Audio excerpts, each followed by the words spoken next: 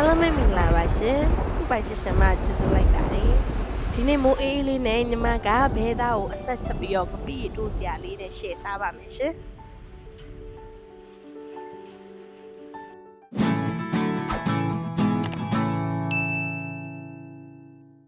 ညောင်ဝင်းခွင်းနဲ့ဟောင်းဝင်းသုံးလို့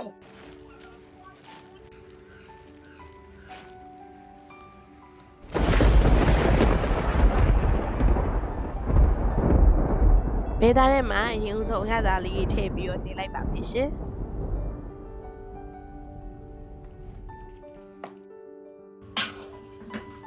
ရသာလေးနှမ်းစအောင်နယ်လို့ပြရနဲ့ညီမအိုးပူပေးပြီးတော့စီထည့်လိုက်ပါမယ်စီပူလာပြီးဆိုတာနဲ့ချက်သွန်နီဖြူချင်းကြိတ်ထားတာလေးထည့်လိုက်ပါမယ်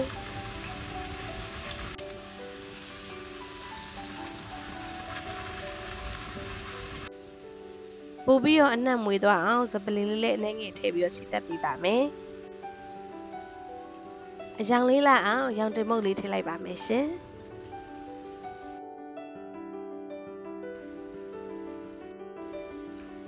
စီတက်နဲ့လေးမွေးလာပြီးဆိုတာနဲ့နေရတဲ့ဘေးသားလေးထည့်လိုက်ပါမယ်စီတက်ထားတာလေးနဲ့ဘေးသားလေးတွေကိုရောပြီးတော့မွေးလို့ပြီးရတယ်အနံ့လေးမွေးသွားအောင်မဆလာလေးအနှဲငယ်ထည့်လိုက်ပါမယ်ရှင်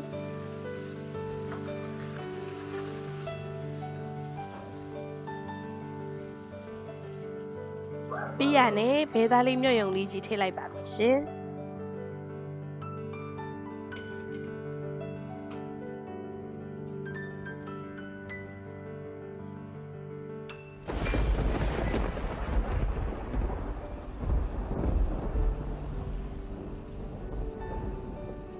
ကဲခုလိုစီချက်ရေးချက်အနေထားလေးမှာငရုတ်တိမုတ်လေးထည့်လိုက်ပါမယ်ရှင်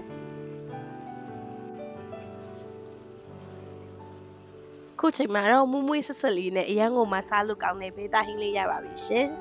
အားလုံးပဲမင်္ဂလာပါဒီနေ့ညီမစားမှာတော့ဒီဘေးသားဆက်ဆက်လေးနဲ့ငပိတိုးစရာလေးနဲ့စားပါမယ်ရှင်ကဲမစားခင်ပြတ်စတောင်းလိုက်မယ်နော်ငပိပြင်းပြင်းနဲ့ဖြော်ရတာလေးပါရောဒီအင်းလေးနည်းနည်းလောက်စားမယ်ရောင်လေးကိုလာ